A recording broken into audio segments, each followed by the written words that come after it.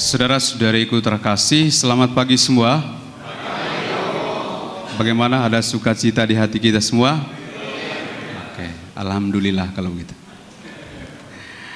Saudara-saudari, hari ini kita membuka pintu pekan suci. Di satu sisi, kita melihat Yesus dieluk-elukan.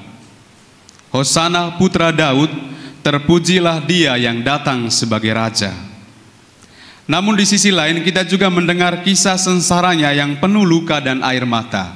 Jadi kalau kita ikuti betul tadi kisah sengsara itu menyedihkan.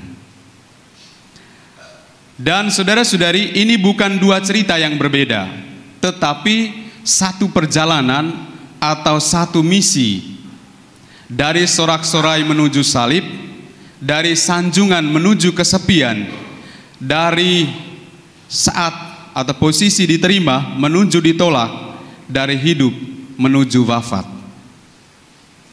Mengapa kita diundang untuk merenungkan kisah ini? Yesus menghendaki supaya kita tahu bahwa Dialah Allah yang setia berjalan bersama dengan kita, bahkan ketika hidup kita terasa sangat gelap. Dalam penderitaan, dalam kegagalan, dalam pengkhianatan, Dia tidak akan pernah pergi. Dia justru masuk ke dalam luka-luka kita. Saudara-saudari, hari ini kita merenungkan 3 bacaan penting yang menjadi cermin bagi hidup kita. Dan kurang lebih ada beberapa poin yang bisa kita refleksikan.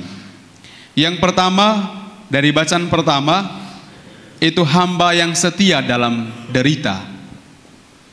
Yesaya melukiskan sosok hamba Tuhan yang tetap diam meski dicaci maki, tetap berdiri tegak meski dipukul. Ia tidak melawan dengan amarah, tetapi dengan kesetiaan. Sehingga kita dengar dalam bacaan pertama tadi, hamba Tuhan itu katakan, Tuhan Allah menolong aku, sebab itu aku tidak mendapat noda.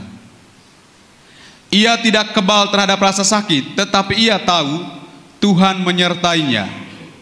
Dan saudara-saudari, inilah kekuatan kita juga. Saya cukup yakin kita yang berada di tempat ini bukan kebal rasa sakit, bukan kebal rasa malu, bukan kebal perasaan-perasaan yang lainnya, tetapi kita juga diajak untuk memiliki keyakinan yang sama seperti hamba Tuhan yang digambarkan dalam bacaan pertama, bahwa Tuhan menolong kita, Tuhan menyertai kita. Dan saudara-saudari, tentu banyak dari kita yang pernah mengalami hal yang sama yang juga dialami oleh Tuhan Yesus. Dicaci maki, mungkin juga disalahpahami karena masalah yang kita hadapi, bahkan ditinggalkan oleh orang-orang terdekat kita. Saya bukan berarti membongkar rahasia pengakuan, tapi saya sudah mengunjungi 7 penjara di KAJ di Jakarta ini, dan banyak warga binaan yang berkonsultasi dengan saya bahwa pengalaman paling sulit yang mereka hadapi adalah ketika mereka ditinggalkan oleh orang-orang terdekat. Dan saudara-saudari, pernahkah Anda diam karena sudah tidak tahu berbuat apa-apa lagi dengan situasi yang kita hadapi? Atau pernahkah Anda menelan air mata sendirian dalam situasi gelap ini? Yesus tahu rasanya. Ia sudah lebih dahulu melalui jalan itu, dan hari ini Dia berkata pada kita, jangan takut, aku tahu sakitmu, aku berjalan bersamamu. Saudara-saudari, penderitaan bukan akhir.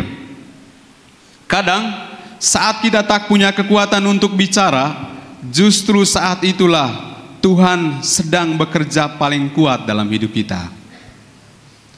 Pertanyaan untuk kita, apakah kita tetap setia dan percaya kepada Tuhan meski dunia seakan menjauh dari kita? Itu yang pertama. Yang kedua, kerendahan hati yang membawa keselamatan.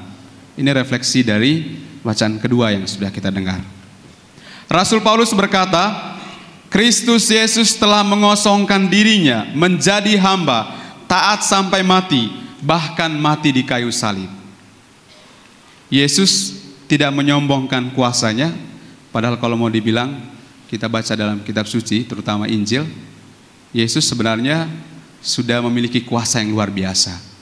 Dia bisa buat mujizat apa saja, orang mati dihidupkan, dan kuasanya sungguh luar biasa. Tetapi ia tidak menyombongkan kuasanya berhadapan dengan misi yang sedang dijalankannya, meskipun harus melalui jalan salib. Ia memilih jalan yang paling rendah, karena hanya dengan merendahkan diri kita bisa mengangkat orang lain.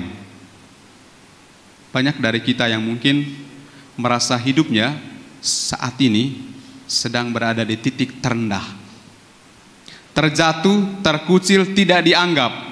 Tapi ingat, Yesus pun turun ke tempat terendah agar kita tahu bahwa tidak ada tempat yang terlalu gelap bagi terang kasih-Nya. Di tempat rendah, Tuhan sedang membentuk hati kita. Pertanyaan refleksi untuk kita, apakah kita bersedia dibentuk oleh Tuhan? Meski itu berarti harus melalui luka dan kerendahan. Terkadang hanya dari bawah kita bisa belajar memandang ke atas. Dan saya sungguh merasakan ini, bagaimana ada begitu banyak saudara-saudari warga binaan yang justru merasa mengalami kedekatan dengan Tuhan yang lebih dalam ketika mereka berada di penjara. Ketika saya masih berada di ND, kebetulan saya sudah pernah sempat cerita, kebetulan tempat paroki saya bertugas itu ada satu lapas 2B, dan hampir setiap minggu saya pelayanan di situ, dan juga ada sharing kitab suci biasanya. Dan sebagian besar dari mereka kemudian akhirnya menemukan satu nilai positif yang mereka terima ketika mereka ada di penjara.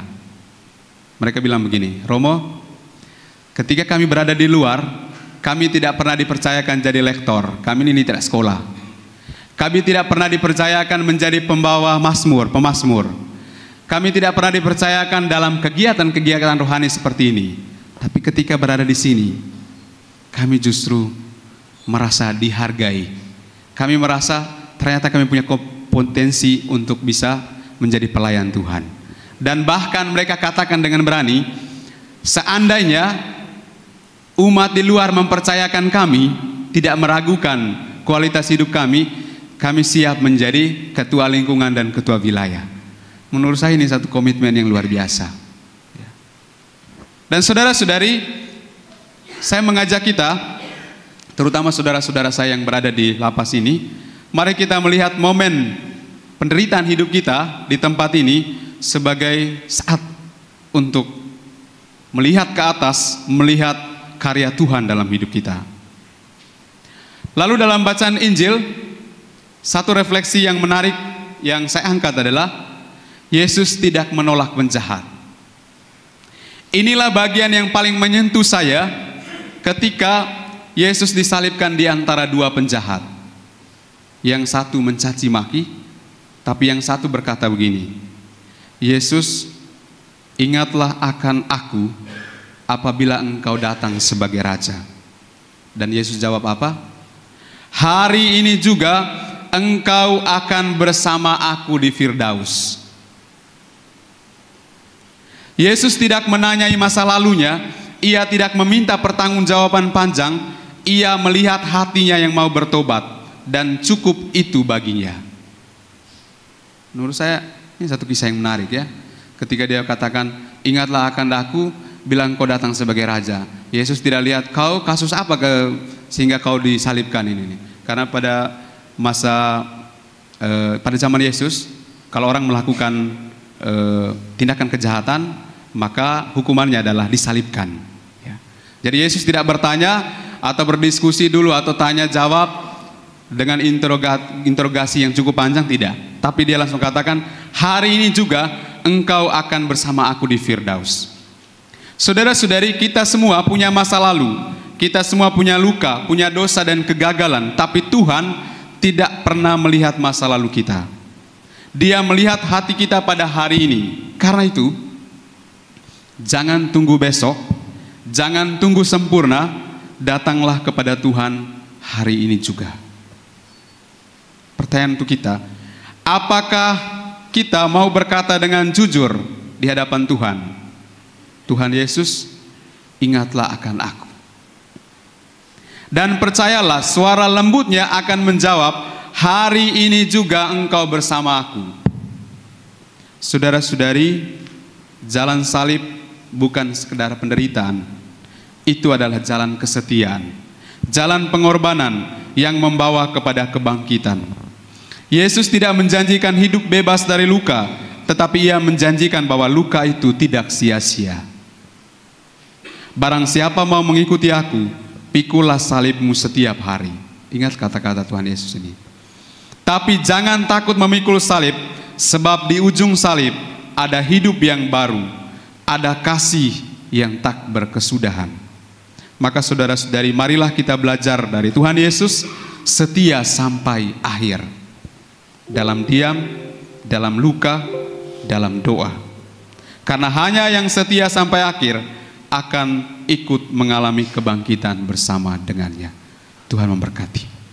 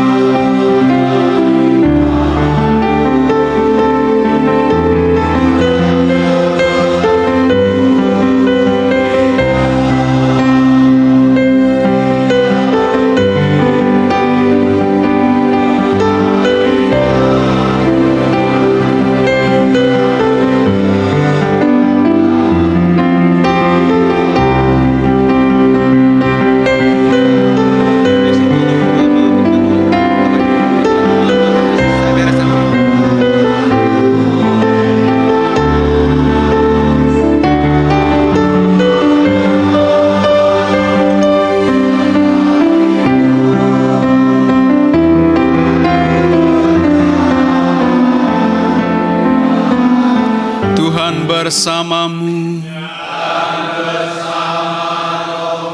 Semoga Allah yang Maha Kuasa memberkati saudara-saudari, memberkati mereka semua yang kita doakan, Bapa dan Putra dan Roh Kudus. Amin. Saudara-saudariku terkasih, pergilah perayaan Ekaristi kita selesai. Syukur kepada Allah.